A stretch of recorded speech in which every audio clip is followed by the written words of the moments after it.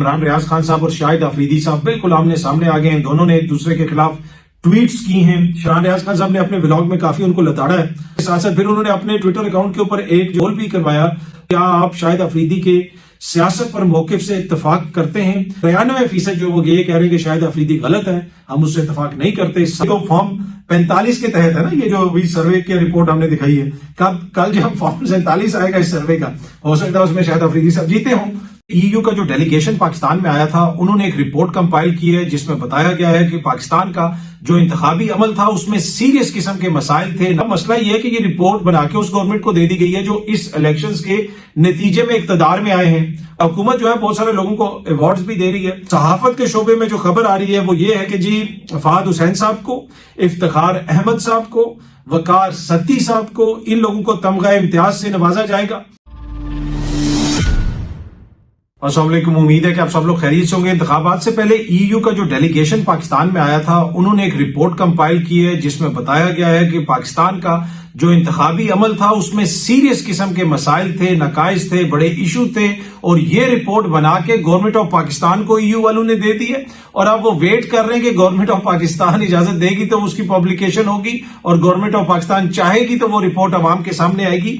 ये बात कही रऊफ हसन साहब ने अपने ट्विटर अकाउंट के ऊपर, और इसके ऊपर ईयू ने रिस्पांस भी दिया है। ईयू ने क्या रिस्पांस दिया है वो भी मैं आपको बताता हूं। रऊफ हसन साहब ने यह भी कहा कि मुझे समझ नहीं आ रहा कि इस तरह की अगर कोई रिपोर्ट बनाई गई है, उन्होंने कहा कि मुझे रिलायबल सोर्सेज ने, इंतहाई अहम जराए ने, बड़े मुसद्दका जराए ने मुझे ये बताया है, ये खबर दी है कि जनाब इस तरह की एक रिपोर्ट बनी है और वो गवर्नमेंट ऑफ पाकिस्तान के हवाले कर दी गई है। अब उनका अप्रूवल जो है वो उसको सीक किया जा रहा है या उसका इंतजार किया जा रहा है। उन्होंने कहा कि मुझे समझ नहीं आता कि अगर इस तरह की एक रिपोर्ट बनाई गई है तो उसको आवाम के सामने रखें।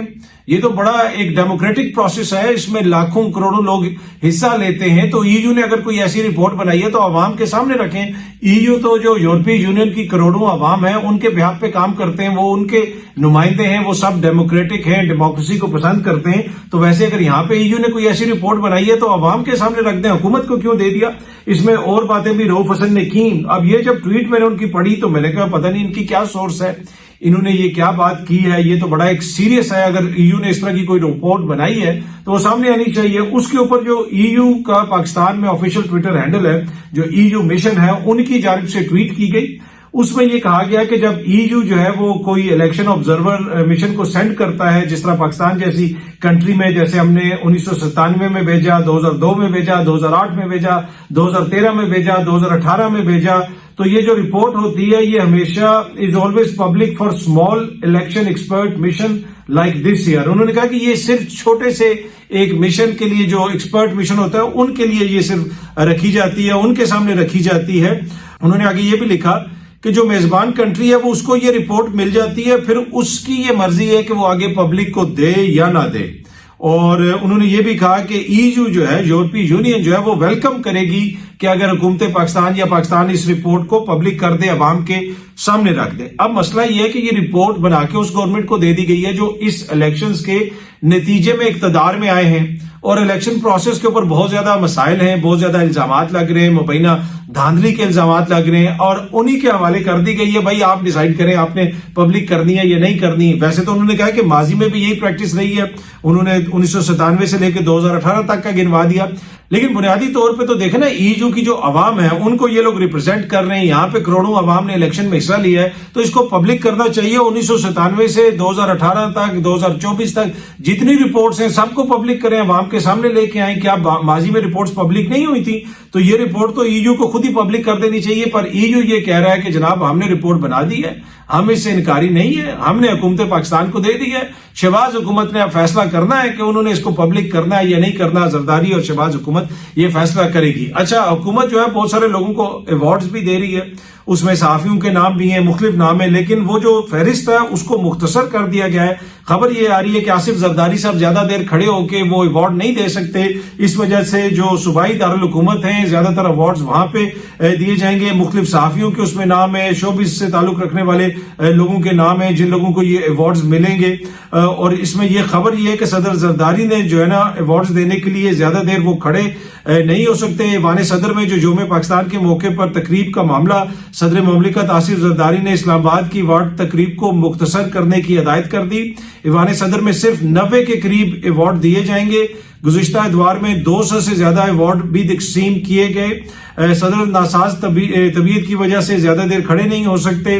ذرائع کا یہ کہنا ہے ایوارڈز ملنے والوں کی بڑی تعداد کو صوبوں میں منتقل کر دیا گیا ہے. تو صدر زرداری صاحب آپ دیکھتے ہیں جس وقت وہ چلتے ہیں اور ان کے چہرے کے تاثرات، اس سے لگتا ہے کہ ان کی صحت کے مسائل ہیں، اللہ تعالیٰ ان کو صحت زندگی دے، لیکن وہ فٹ ہیں پاکستان کے صدر بننے کے لیے.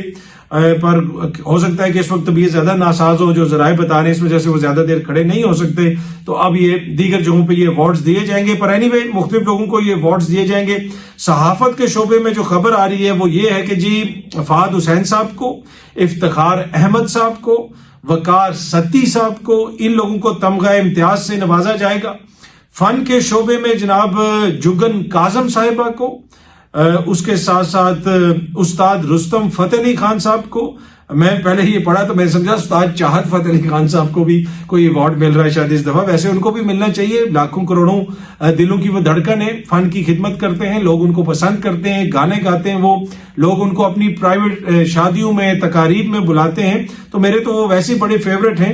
یہ اگر حکومت چلی تو مجھے امید ہے کہ اس ٹینیور میں چاہت فتح علی خان صاحب کو بھی کوئی نہ کوئی تمغہ مل ہی جائے گا. پر اینی وے یہ سارے لوگ ہیں، محنت کر رہے ہیں مختلف شعبوں کے اندر. طارق فاطمی صاحب کا نام بھی ہے، اس کے علاوہ اور دیگر شعبوں میں دیگر لوگوں کا نام ہے. فواد حسن صاحب کا نام ہے، عرفان صدیقی صاحب کا نام ہے، مشتاق سکھیرا صاحب کا نام ہے، اور بھی اس طرح کافی زیادہ نام ہے جن کا سارا کے نام تو میں یہاں پہ نہیں پڑھ سکتا، لیکن جن کو بھی دیا جا رہا ہے اوبیسلی ان کی خدمات ہیں، اس لیے ان لوگوں کو یہ ایوارڈز دیے جا رہے ہیں. پر صدر زرداری صاحب زیادہ دیر کھڑے نہیں ہو سکتے، تو اس وجہ سے جو ہے پھر کچھ لوگوں کو صوبائی دارالحکومتوں میں ایوارڈز وغیرہ دیے جائیں گے. ذرائع یہ بتا رہے ہیں، جو خبر رپورٹ ہو رہی ہے وہ یہ خبر ہے.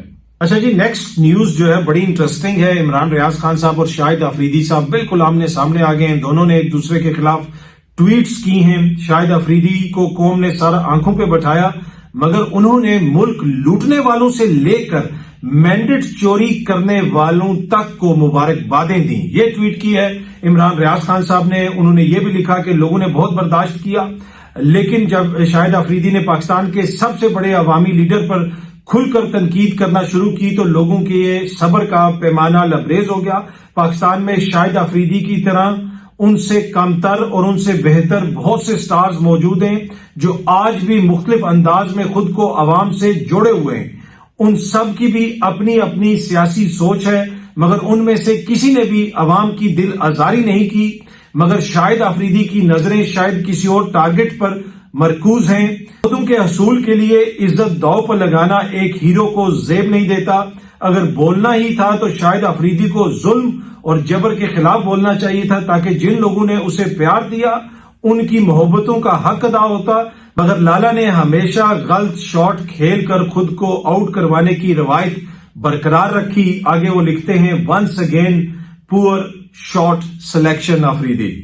اب اس کے اوپر شاہد آفریدی صاحب نے بھی جواب دیا. اب وہ یہ کہہ رہے ہیں کہ جی شاہد آفریدی پہ بڑی تنقید ہو رہی ہے، وہ مینڈیٹ چوری کرنے والوں کو، عوام کو دکھ تکلیف دینے والوں کو مبارکبادیں دے رہے ہیں. شاہد آفریدی صاحب نے تو تعریف کی تھی، آپ کو یاد ہوگا کہ شہباز شریف صاحب بڑے اچھے ایڈمنسٹریٹر ہیں اور یہ ہے وہ ہے، کافی انہوں نے باتیں کی تھی، پر وہ اچھا کام بھی کرتے. دیکھیں پچھلے دنوں ہی تو ابھی انہوں نے پنجاب پولیس کا وہ جو اینیملز کے حوالے سے ایک سینٹر ہے وہاں پہ دورہ کیا تھا اے ایس پی شیربانو صاحبہ کے ساتھ، اور اس کو ہائی لائٹ کیا تھا کہ پنجاب پولیس کتنی رحم دل ہے اور کتنا اچھا وہ کام کر رہی ہے. تو یہ تو انہوں نے بڑا اچھا کام وہاں پہ ہائی لائٹ کیا تھا. تو میں نے کہا میں وہ ہائی لائٹ کر دوں جو عمران بھائی نے شاید نہ پڑھا ہو. پر اینی وے یہ جو عمران ریاض خان صاحب نے جب یہ کیا، یہ ٹویٹ کی، تو پھر اس کے اوپر شاہد آفریدی صاحب نے بھی ایک ٹویٹ کی ہے.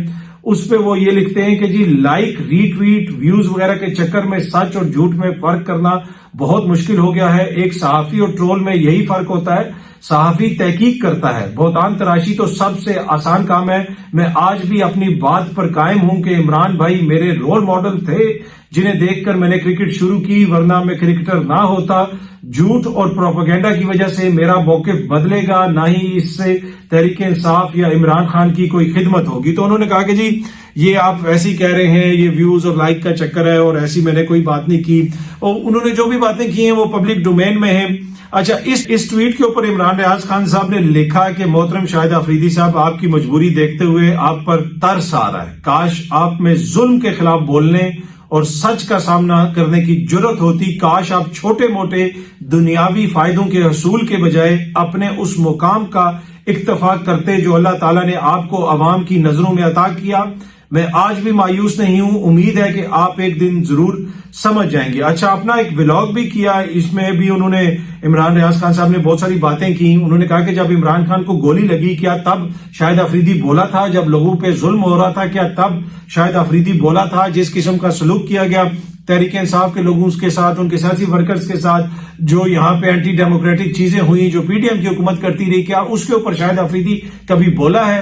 لیکن اس کے اوپر وہ نہیں بولتا، باقی ساری چیزوں کے اوپر اس کو عمران خان کی برائیاں نظر آ جاتی ہیں۔ آئی ڈونٹ نو اب شاہد آفریدی نے کون سی ان کی برائیاں گنوائی ہیں، لیکن وہ ماضی میں انہوں نے کہا، ایک دو بیان وغیرہ دیے وہ جس طرح مجھے آپ نے بھی سنے ہوں گے، لیکن جس قسم کا ری ایکشن آیا تو وہ فوراً ہی میرے خیال میں اس سے آگے وہ نہیں گئے۔ پھر وہ شاید اگر اس طرح کا ری ایکشن نہ آتا تو شاید وہ اور بھی کوئی بیان دیتے، مجھے نہیں پتا، ہو سکتا نہ دیتے، لیکن عوامی کافی ری ایکشن آ رہا ہے۔ ابھی بھی ان کی ایک ویڈیو بھی ہے ڈفرنٹ، ان کی فوٹوز بھی سامنے آ رہی ہیں، یہ شہباز شریف صاحب کے ساتھ ان کی ایک فوٹو بھی سامنے ہے۔ غالباً ان کی فاؤنڈیشن کو بھی حکومت پنجاب نے کچھ پیسہ وغیرہ دیا تھا شہباز شریف صاحب جب وہاں پہ وزیر اعلیٰ تھے، مجھے ایگزیکٹ ابھی یاد نہیں ہے، آپ گوگل کریں گے تو آپ کو وہ مل جائے گا کہ کتنا دیا تھا۔ وہ تو ایک نیک کام ہے، جس طرح شاہد آفریدی صاحب نیک کام کرنے گئے تھے پنجاب پولیس کی، وہ جو بڑی رحم دل وہ جو ان کی چیز ہے جس کو ہائی لائٹ کرنا بڑا ضروری ہے کہ کتنا زیادہ وہ اچھا سلوک کرتے ہیں جانوروں کے ساتھ، وہ اینیمل شیلٹر وغیرہ جو بنایا اس کو انہوں نے ہائی لائٹ کیا۔ تو اسی طرح اگر سی ایم پنجاب جو تھے شہباز شریف صاحب، ان کی ایڈمنسٹریشن اچھی ہے تو اس کو بھی انہوں نے ہائی لائٹ کر دیا ہوگا، تو کون سی ایسی بات ہے۔ اور پھر جو ہے اب شاہد آفریدی صاحب بھی اچھا کام کر رہے ہیں، ان کی فاؤنڈیشن ہے، اس کو اگر حکومت پنجاب نے کوئی فنڈنگ وغیرہ دے دی تھی یا نہیں دی تھی، خبر تو یہی اس وقت آئی تھی کہ ان کو دی تھی، تو اس میں کون سی ایسی بات ہے، وہ تو اچھی بات ہے، اچھی چیزیں تو ہونی چاہیے نا ملک میں۔ اچھا، اینی وے عمران ریاض خان صاحب نے اپنے ولاگ میں کافی ان کو لتاڑا ہے، اور اس کے ساتھ ساتھ پھر انہوں نے اپنے ٹویٹر اکاؤنٹ کے اوپر ایک جو ہے وہ بھی کروایا، پول بھی کروایا، اور وہ تقریباً 5 گھنٹے ہو چکے ہیں جس وقت ہم لوگوں نے یہ اسکرین شاٹ لی اس پول کی۔ کیا آپ شاہد آفریدی کے سیاست پر موقف سے اتفاق کرتے ہیں؟ اس میں جناب 33,750 ووٹ پڑ چکے تھے، اور ابھی 18 گھنٹے تقریباً 19 گھنٹے باقی ہیں، اور 33,000 ووٹوں میں سے 93% جو وہ یہ کہہ رہے ہیں کہ شاہد آفریدی غلط ہے، ہم اس سے اتفاق نہیں کرتے، 7% اس کے ساتھ ہیں، تو ابھی بھی کافی پاپولر ہیں شاہد آفریدی صاحب، 7% ان کو لوگ پسند کرتے ہیں۔ اس کے علاوہ ان کے بڑی چیزیں چل رہی تھی، ایک اور ان کا ویڈیو کلپ بھی چل رہا ہے جس میں وہ یہ کہہ رہے ہیں کہ NRO جو ہے وہ انسٹیٹیوشن دے گا، وہ میڈیا سے بات کرتے ہوئے۔ مجھے یہ لگتا ہے کہ یہ غالباً کوئی پرانا کلپ ہے، اس لیے یہ عمران ریاض خان صاحب نے بھی یہ ٹویٹ کیا ہے کلپ، اور لکھا ہے کہ NRO وزیر اعظم نہیں، ادارے کے ہاتھ میں ہونی چاہیے، ادارے کو فیصلہ کرنے دیں شاہد آفریدی۔ یہ شاہد آفریدی صاحب کہہ رہے ہیں کہ انسٹیٹیوشنز NRO دیتے ہیں، ان کو دینا چاہیے، پی ایم کے ہاتھ میں یہ چیز نہیں ہونی چاہیے۔ اس کے اوپر بھی کافی تنقید ہو رہی ہے، پر مجھے یہ لگتا ہے کہ یہ کوئی برطانیہ جب وہ گئے ہوئے تھے، یہ تب کی پکچر تصویر ہے، اور تب کی یہ ویڈیو ہے، تب کا یہ ان کا بیان ہے، اور پیچھے عارف الوی صاحب کی تصویر بھی لگی ہوئی ہے، تو اس سے لگتا ہے اس طرح ہے کہ یہ کوئی تھوڑی پرانا بیان ہے، لیکن اس وقت تک عمران خان صاحب کی حکومت کا خاتمہ یقیناً ہو چکا ہوگا۔ جو NRO کی بات ہو رہی ہے، اور وہ یہ کہہ رہے ہیں کہ وزیر اعظم نہیں، ادارے NRO دیتے ہیں، تو یہ ان کی اپنی سیاسی سوچ ہے۔ شاید اسی سوچ کے حوالے سے عمران ریاض خان صاحب پوچھ رہے تھے کہ کیا آپ ان سے اتفاق کرتے ہیں، تو 93% لوگوں نے ان سے اتفاق نہیں کیا، پر ابھی 18 گھنٹے باقی ہیں، وہ کافی پاپولر ہے، ہو سکتا ہے کل تک جو ہے وہ 93% ان کی حمایت میں آ جائیں اور 7% دوسری طرف چلے جائیں، تو ابھی تو یہ ووٹنگ ہونی ہے نا، الیکشن ہونی ہے۔ یہ تو فارم 45 کے تحت ہے نا، یہ جو ابھی سروے کی رپورٹ ہم نے دکھائی ہے، کل جب فارم 47 آئے گا اس سروے کا، ہو سکتا ہے اس میں شاہد آفریدی صاحب جیتے ہوں، اور عمران ریاض کا یہ جو سروے ہے اس میں شاہد آفریدی سویپ کر جائیں، جیت جائیں۔ یہ فارم 45 میں تو ابھی وہ ہار رہے ہیں، 7% ان کے پاس ہیں، 93% جو ہے عوام ان سے اتفاق نہیں کرتی ہے، لیکن فارم 47 پہ کیا نتیجہ آئے گا وہ ہم بعد میں دیکھیں گے اس سروے کے حوالے سے۔ یہ تو ایسے لائٹر موڈ میں ہم نے بات کی۔ اچھا جی، جج صاحب جو شوکت صدیقی صاحب کو سپریم جوڈیشل کونسل سے فارغ کیا گیا تھا، اب سپریم کورٹ نے اس کے جو ان کی اپیل ہے وہ منظور کر لی ہے، ان کی برطرفی کا آرڈر ختم کر دیا ہے. اب آبویسلی ان کی عمر زیادہ ہو گئی ہے، وہ اپنی ڈیوٹیز تو نہیں سنبھال سکتے، لیکن ان کی مراعات اور پینشن وغیرہ بحال ہو جائے گی. اور سپریم جوڈیشل کونسل کے حوالے سے جو وہاں پہ پروسیڈنگز وغیرہ ہوئیں اس پہ بھی جو ہے سپریم کورٹ نے اپنے تحفظات کا اظہار کیا. بنیادی طور پہ یہ کہا کہ جناب وہ آئین اور قانون کے مطابق بہت ساری چیزوں کو اس طرح نہیں پرکھا گیا، دیکھا گیا جس طرح دیکھنا چاہیے تھا، لہٰذا جو ہے اب یہ فیصلہ آ گیا. ویسے شوکت صدیقی صاحب نے ISI کے اوپر اس زمانے میں جنرل فیض کے اوپر بڑے سنگین نوعیت کے الزامات وغیرہ لگائے تھے، وہ آپ سب کو یاد ہی ہوں گے. اگر نہیں یاد تو آپ گوگل کر کے دیکھ سکتے ہیں کہ کیا الزامات تھے جو انہوں نے لگائے تھے. اور پھر بعد میں ان کا معاملہ گیا تھا اور سپریم جوڈیشل کونسل سے وہ فارغ ہو گئے تھے، اب وہ بحال ہو گئے ہیں. اب مظاہر حسین نقوی صاحب کو بھی پچھلے دنوں سپریم جوڈیشل کونسل نے فارغ کیا ہے، اور اس کی کتنی زیادہ تحقیقات ہوئیں، کس ادارے سے تحقیقات کروائی. ماضی میں خود قاضی فائز عیسیٰ صاحب کا کیس بھی سپریم جوڈیشل کونسل میں جا چکا ہے، اور پھر سپریم کورٹ سے ان کو ریلیف مل گیا تھا، اور وہ معاملہ پھر سپریم جوڈیشل کونسل نے مزید پرسو نہیں کیا تھا. تو یہ شوکت صدیقی صاحب اور ان کی فیملی کے لیے ایک اچھی خبر ہے. اگر ان کے ساتھ ناانصافی ہوئی تھی اور آج ان کو انصاف ملا ہے تو یقیناً یہ ان کے لیے بڑا ریلیف ہے. اب مظاہر نقوی صاحب کے حوالے سے آج میں بھی آپ کے سامنے ایک پریڈکشن کر رہا ہوں کہ جب حالات بدلیں گے، واقعات بدلیں گے، تو آپ دیکھیں گے کہ اسی سپریم کورٹ سے ہو سکتا ہے کہ ان کو بھی ریلیف مل جائے. اب کب ملے، 6 مہینے بعد ملے، 8 مہینے بعد ملے، سال بعد ملے، پر کبھی نہ کبھی ہو سکتا ہے کہ ان کو بھی اسی عدالت سے ریلیف مل جائے. جس طریقے سے ان کو برطرف کیا گیا ہے وہ بھی حالیہ دنوں میں میڈیا میں رپورٹ ہوا، بہت ساری اس کی چیزیں سامنے آئی، لیکن وقت کے ساتھ ساتھ چیزیں تبدیل ہوتی ہیں. ہو سکتا ہے کوئی نئی چیز سامنے آئے. جس طرح اب شوکت صدیقی صاحب کا معاملہ چینج ہو گیا ہے، تو مجھے یہ لگتا ہے کہ مستقبل میں جو مظاہر حسین نقوی صاحب کا معاملہ ہے ان کو بھی سپریم کورٹ سے ریلیف ملے گا. امیڈیٹلی بشک نہ ملے، مستقبل میں ملے گا. مجھے ایسا لگتا ہے، ہو سکتا ہے میں غلط ہوں اور میرا یہ اندازہ درست نہ ہو. اچھا، رانا ثناء اللہ صاحب نے کہا ہے کہ جناب سیاسی اتفاق تب تک نہیں ہو سکتا جب تک عمران خان صاحب حبیب اکرم صاحب کے سنو ٹی وی کے پروگرام میں بات کرتے ہوئے انہوں نے یہ کہا کہ سارے ایک طرف ہیں، عمران خان ایک طرف ہے، اور مطلب ایک نہ ایک کو سیاسی طور پہ ختم ہونا ہوگا. کوئی جو ہے نا وہ جب تک وہ ادھر ہے کوئی معاملات حل نہیں ہو سکتے، وہ ساتھ بیٹھنے کے لیے تیار نہیں ہے، وہ کسی صورت میں بھی جو ہے نا اس نظام کے ساتھ چلنے کے لیے تیار نہیں ہے. انہوں نے یہاں تک مثال دی، آپ کو یاد ہوگا کہ انڈیا والا سارا معاملہ جب چل رہا تھا، یہاں پہ ابھی نندن کو ہم نے پکڑا تھا، ان کے جہاز وغیرہ گرائے تھے، اس کا بھی انہوں نے حوالہ دیا، اور انہوں نے کہا کہ ساری اپوزیشن کی قیادت گئی ہوئی تھی، فوجی قیادت گئی ہوئی تھی، جنرل باجوہ وہاں پہ موجود تھے اور عمران خان کو بلاتے رہے، بلکہ انہوں نے ورڈ یوز کیا کہ وہ منتیں ترلے جو ہے وہ کرتے رہے، منتیں ترلے جو ہے وہ کرتے رہے کہ جناب آ جائیں اور آپ ان کے ساتھ بیٹھ جائیں، اپوزیشن سے بات کر لیں، لیکن عمران خان نہیں آیا. اچھا، اس زمانے میں یہ کہتے تھے کہ عمران خان کھٹ پتلی ہے، جنرل باجوہ جو ان کو کہتے ہیں، جنرل فیض جو ان کو کہتے ہیں، فوجی اسٹیبلشمنٹ جو ان کو کہتی ہے وہ کرتے ہیں، لہٰذا اس کھٹ پتلی کو ہم نے فارغ کرنا ہے. اب یہ بتا رہے ہیں کہ جناب وہ فوجی قیادت ان کی ترلے منتیں کرتی رہی اس دور میں، جنرل باجوہ ان سے ریکویسٹ کرتے رہے کہ ملکی مفاد میں یار خدا کے لیے آ جاؤ، ان کے ساتھ بیٹھ جاؤ. انہوں نے کہا نہیں جناب، ادھر میں آیا تو مجھے ان لوگوں سے ہاتھ ملانا پڑے گا، میں ان سے ہاتھ ملانا نہیں چاہتا تو میں نہیں آؤں گا. اب یہ کہہ رہے ہیں کہ جناب وہ جو ہے جب تک وہ ہے تو یہ معاملات حل نہیں ہو سکتے، اور یہ باتیں سنا رہے ہیں. اس وقت کہتے تھے کہ وہ کھٹ پتلی ہے، اب وہ کھٹ پتلی تھے یا نہیں تھے اس کا فیصلہ آپ لوگ خود کر لیں. اچھا، اب مسئلہ یہ ہے کہ جو رانا صاحب نے بات کی ہے نا، یہ ایک بڑا جینون قسم کا فیئر ہے PDM کے اندر کہ عمران خان کے ہوتے ہوئے یہاں پہ معاملات ٹھیک نہیں ہو سکتے ہمارے لیے. اور یہ پہلی دفعہ ہم دیکھ رہے ہیں کہ ایک سیاسی قیدی سے حکومت کو اتنا زیادہ خوف ہے، حکومتی جو حکمراں جو اتحاد ہے اس کو اتنا زیادہ خوف ہے. یہ پہلی دفعہ یہ چیز ہم بھی ایکسپیرینس کر رہے ہیں، ہم بھی دیکھ رہے ہیں. اس لیے کہ یہ میں اس لیے کہہ رہا ہوں کہ آپ ان کی بات سنیں، یہ کہتے ہیں وہ باہر آئے گا تو کسی کو نہیں چھوڑے گا. ابھی بھی یہ کہہ رہے ہیں کہ وہ تو کسی کو نہیں چھوڑے گا، وہ تو آگے بخیے ادھیڑ دے گا. یہ باقاعدہ ان کے لیڈر جو ہے انٹرویوز دے رہے ہیں کہ وہ تو باہر نکل کے بخیے ادھیڑ دے گا. تو بنیادی طور پہ خوف ہے کہ جناب انہوں نے باہر نکل کے کیا کرنا ہے، اس نے کسی کے ساتھ نہیں بیٹھنا، اس وجہ سے جناب چیزیں آگے نہیں بڑھ رہی. اور یہ جو بار بار کہتے ہیں نا جی اکٹھے بیٹھیں، اکٹھے بات کریں، یہ کریں وہ کریں، یہ ان کی خواہش ہے کہ کسی طریقے سے ان کو ساتھ بٹھا لیا جائے، ان سے بات چیت کر لی جائے. اب سیاسی جماعتیں تو ایک دوسرے کے ساتھ بیٹھتی بھی ہیں، بات چیت بھی کرتی ہیں، ضرور اچھی بات ہے، ہونی چاہیے. لیکن اگر کوئی یہ کہہ رہا ہے کہ بھائی میں نے اس کے ساتھ بات نہیں کرنی، میری سیاست یہ ہے کہ میں ان کے ساتھ نہیں چل سکتا، تو وہ اگر کوئی غلط کر رہا ہے تو عوام اس کو ریجیکٹ کر دے گی. اسی موقف کی وجہ سے تو عوام نے اس کو ووٹ دیے اور یہ ان کا مینڈیٹ ہے. اب آپ اس کو غلط کہیں یا میں اس کو غلط کہوں یا کوئی اور اس کو غلط کہے، وہ جو مرضی کہتا رہے، پر ایشو یہی ہے کہ عمران خان صاحب نے نہ ان کے ساتھ بیٹھنا ہے، نہ ان کے ساتھ حکومت بنانی ہے، نہ ان کے ساتھ بات کرنی ہے. وہ یہ کہتے ہیں کسی چارٹر آف ڈیموکریسی کی ضرورت نہیں، کسی اور چیز کی ضرورت نہیں، آئین ملک میں موجود ہے، صاف اور شفاف الیکشنز کروائیں اور اس سے معاملات حل ہو جائیں گے. تو مجھے نہیں لگتا کہ یہ لوگ بیٹھیں گے، کوئی معاملات اس طرح حل ہوں گے. اسی طریقے سے یہ سارا سلسلہ چلتا رہے گا. اور خوف ہی یہ ہے، بنیادی جو خوف یہ ہے ان کا، جس کا یہ برملا اظہار کر رہے ہیں اپنے انٹرویوز کے اندر اور کہہ رہے ہیں کہ جی وہ باہر جب آئے گا تو ہم تو کچھ نہیں کہہ رہے لیکن اس نے کسی کو نہیں چھوڑنا.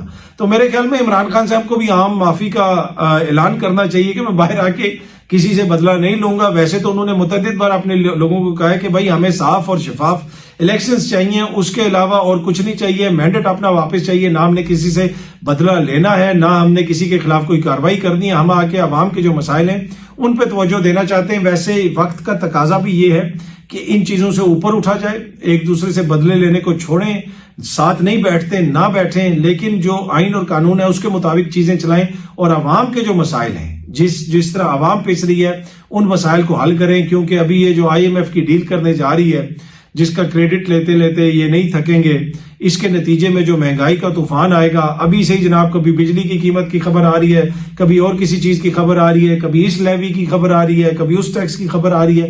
تو عوام پہ تو بوجھ مزید پڑنے والا ہے. تو اب اس کو کس طریقے سے عوام کو ریلیف دینا ہے، کس طریقے سے چیزوں کو سنبھالنا ہے، اس میں سب نے اپنا اپنا کردار ادا کرنا ہے. اینڈ آف دا ڈے ایک دوسرے سے آپ سب کی مخالفت ہو سکتی ہے لیکن سب پاکستانی ہیں، کوئی غدار نہیں ہے، کوئی اس ملک کا دشمن نہیں ہے. ہاں ایک دوسرے کے آپ لوگ دشمن بنے ہوئے ہیں، آپ لوگ ایک دوسرے سے وہ جو دشمنی ہے اس کو سیاسی نوعیت کا اختلاف ضرور رکھیں اور اس اختلاف کے اوپر عوام فیصلہ کرتی ہے کہ انہوں نے کس کو ووٹ دینا ہے یا نہیں دینا. لیکن خدا را کوئی ایسی چیز نہ کریں جس سے ملک اور قوم کا نقصان ہو. اور اس وقت جو ہے کافی مشکل حالات ہیں اور آنے والے دنوں میں عوام کے لیے مزید مشکلات ہونی ہیں. تو اس سارے پیچیدہ عمل سے، جو پیچیدہ ہمارے معاشی مسائل ہیں، اس سے ہم سب کو مل کے جو ہے کوئی اسٹریٹجی بنانی ہوگی اور نکلنا ہوگا. اور اس کا بنیادی نقطہ یہ ہے کہ جن کے لیے ہم نے حل نکالنا ہے، جن کے لیے اسٹریٹجی بنانی ہے، ان کے مینڈیٹ کا آپ جو ہے احترام کریں. انہوں نے جس کو ووٹ دیا ہے ووٹ وہیں سے نکلے، اس کا ووٹ مانیں. جس کو بھی دیا ہے، چاہے وہ پیپلز پارٹی کو دیا ہے تو PTI والے مانے، نون لیگ کو دیا ہے تو ANP والے مانے، PTI کو ملا ہے تو JUIF والے مانے. مطلب ہر کوئی ایک دوسرے کے ووٹ کا احترام کرے. جب تک آپ ووٹ کا احترام نہیں کریں گے، ووٹ کو عزت نہیں دیں گے، تو معاملات جو ہے پھر وہ اسی طرح رہیں گے. بہت جلدی آپ سب دوستوں سے دوبارہ ملاقات ہوگی. Thank you very much.